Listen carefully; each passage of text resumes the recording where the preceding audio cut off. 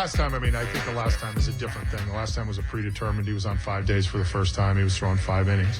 But in my mind, watching him today, like, his stuff was still good. He was still sharp. He walked, I think it was Hoskins before that, got out of his delivery a little bit. So, a little bit was like, all right, here we go. Let's see. And, he stepped up and did it. But I think more importantly, it was because the stuff was still really good.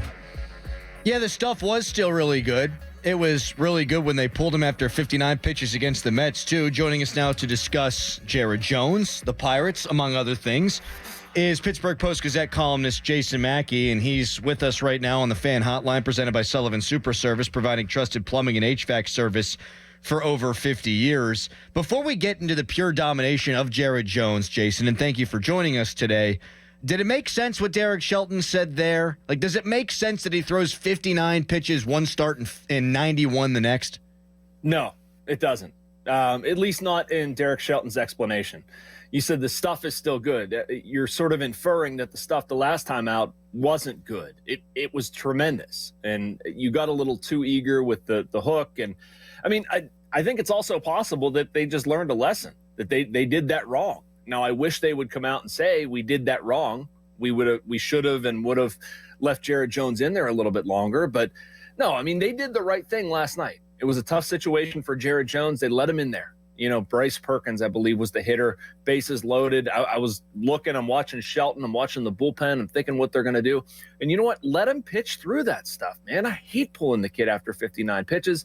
And also, I think it just sends the completely wrong message to everybody else in the clubhouse. What they did last night sent the right message. So, no, I don't completely understand Shelton's explanation, but I do understand operating differently, and I'm glad they did. Jason, with what Cruz did yesterday, bouncing back, do you think it was just like a vote of confidence from Shelton and Cherington to say that we're going to stick with this guy and work through it? And there's been some discussion. Even Crowley's brought it up of maybe after a while, after 10 days, sending him back down to AAA. Do you think it was really just a confidence thing and his manager showing the confidence in him to go out there and do what he did yesterday? Yeah, I think that probably meant something. And not only yesterday, Dorn, but just sticking with him, period. I don't agree with sending Cruz down to AAA. I understand why somebody might say that to get him on his feet or whatever. Being around Cruz, I just don't think that would be received terribly well. They're giving him the opportunity to work through what he's working through. And he obviously has not been good, too many strikeouts, all that stuff. And Shelton and Cherington have said, we're keeping you in there. Doesn't matter. You need to play. And I do think for a baseball player, for certain baseball players, that it does mean a lot. And we saw it just a completely different demeanor out of Oneil Cruz. I was in the clubhouse post-game, just observing O'Neill's smile, body language. That stuff has not been there, man. It really hasn't. Like, this kid's just been grinding the bat or, squeezing the bat so tight. And last night he's laughing. Rowdy Tellez is walking around the clubhouse, kind of screwing with him, looking at him funny, and Cruz is giggling. Like, this is the version of Oneil Cruz we need to see. And what I also liked is just his approach at the plate, actually swinging, maybe overswing at times, but being more aggressive. As for Jared Jones, this is historic stuff from him through 5 starts. You go back to 1893 when Grover Cleveland was president, Jason, and only 5 times since then has somebody struck out 7+ guys in their first 5 major league starts. The question is, I guess, are they going to let him keep doing it all year long? And do you like my idea of, if you're going to try to be careful with him, if you're trying to be careful with a guy like Paul Skeens, maybe you go to a 6-man rotation so these guys can go deeper into games but also get that extra rest built in? I don't disagree with you, Adam. I'm guessing your 6th would be Paul. Yes. And right. then, Priester, I don't know that I want him taking a regular turn in the rotation. Like, I would rather it be Marco Gonzalez, but you got what you got. Yeah, and Marco Gonzalez is nowhere near healthy right now. That's the only concern I have about a 6-man rotation. Like, who's the 6? If you can give me 6 competent starters, I don't like it, because I agree with you on Jared Jones, and that's kind of the elephant in the room right now. And I don't want to go there because it's just so darn fun watching him pitch. But he's going to have an innings limit. I think he threw 120-ish last year. They're not going to go past 140, 150. So he's not going to go wire to wire and make 32 starts. He's just not, even if they're short. So I would hate to lose him later in the year. If you go 6-man, I do wonder, in this era of Major League Baseball, and sometimes it feels like teams are just throwing stuff against the wall and hoping it sticks. Why there hasn't been more of a 6-man rotation approach and sort of spread that stuff out. Well, real quick on that, Jason, not to cut you off here or cut you off, Doran, but I think that Rob Manfred, there's been some things that make baseball fans go, but he's done a lot to help the game. We all know that pitching injuries are a big deal. I would love for rosters to get bumped up to 27 men, and then you could have maybe an extra starter for teams. Yeah, I've also heard the inverse, Adam, and I don't know how I feel. I'm not presenting one as, that it has to be this way or it has to be that way. But you have so many pitchers, and they're so eager to not actually let guys pitch. I know it sounds counterintuitive, but there's a movement in baseball where they want to tie the pitcher to the DH spot. The longer the starting pitcher goes, the longer you can keep your DH, sort of an incentive to do that. And I think the byproduct is not having guys throw 99, 100 if they're not capable of doing that. They want to actually settle in and pitch. So I don't know. I worry that another roster spot might do that, but if I'm managing a team, I'm legitimately considering what you're talking about. Do I go with the 6-man rotation and try to spread my starts out, especially if I have young guys? Jason, you were at the Mike Tomlin and Omar Khan press conference yesterday. What are your main takeaways from what they said? That they're going to make a draft pick on Thursday, make more on Friday, make a couple on Saturday. I don't know, man. I was glad to go. I was glad to hear. My main takeaway might be that Mike Tomlin realizes everybody's watching him at pro days and then just goes another direction.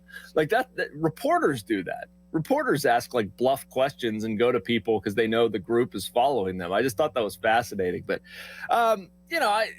they said that they liked every position group. They said that they liked, what they're going to be able to get in the draft. Like I've never heard one of those press conferences where a general manager and a coach say they don't like what they have available to them. I just, I'm still in the camp of drafting an offensive lineman, likely a center. I heard you guys yesterday. I think Doran might disagree with that take, and that's okay. But thanks for listening. Yeah, of course, always. But yeah, they're gonna be able to get quality players. I certainly believe that in the first couple of rounds. I think they need to get impact players, but they certainly didn't tell us about them yesterday. I don't feel like Mike Tomlin was either A, truthful, or B, correct when he said that they were able basically to fill a bunch of holes in free agency. I mean, they had an impactful free agency. They filled some. They sure did. They filled some. I mean, and the most important one, no doubt about that, in quarterback, and you spend more money on a guy like Patrick Queen than you ever have in free agency. I'm not going to totally disagree that they didn't help the club. I think they helped the club a lot, but I look at this team and I still think, yeah, they got 4 distinct holes and maybe 5 if you include defensive linemen in there. Yeah, I don't disagree with that. And I sort of wrote this for today that what they did in free agency sets up the draft that much more for me because it trains the focus on where they need to plug, where they need guys. We can sit here and argue about, a tackle's a priority, a center's a priority, defensive line's a priority, corner, receiver. The answer is probably all of the above. It's just how you rank them. And I think that's what free agency accomplished. Like you're not looking at this and say, oh my gosh, there's 9, 10 things. They're never going to be able to address all of these needs. I do think their needs are addressable. It's just a matter of which route you want to go, how the draft board breaks, what's available to them. And I understand different ways of thinking. To me, the number one priority is the offensive line. I think there are more holes there than other places on the roster. And I think there's a really great opportunity for them to do that. I think they've sort of told us that with some of the top 30 visits. That's another thing Tomlin talked about. He said, I think you guys are kind of overcooking the top 30 angle, but I'm not sure we are. I mean, that's one of the few kernels that we get, covering the team, being around the team, seeing what they're interested in. Jason, I know there's only been one game played, and the second game will be tonight, but from what you've seen in the first game, do you think that the Penguins would have given a better fight than the Washington Capitals against the Rangers? I absolutely do. Watching some of that as much as I could in and around the Pirates game last night, the Penguins, this is hard to articulate because they deserve to be there, but they don't deserve to be there. Right? Like the way they were playing at the end of the year, I think they would have absolutely done some damage. I think they so far, their style of play, what role they were on fits in this. At the same time, I look at what happened the previous 5 months And, well, they don't deserve to be there because they frittered away far too much and had dry spells that are inexcusable. And the power play was non-functional until it got Michael Bunting and all that stuff. So, yeah, I mean, if you're a Penguins fan, I completely understand watching this stuff and thinking, like, they could be there.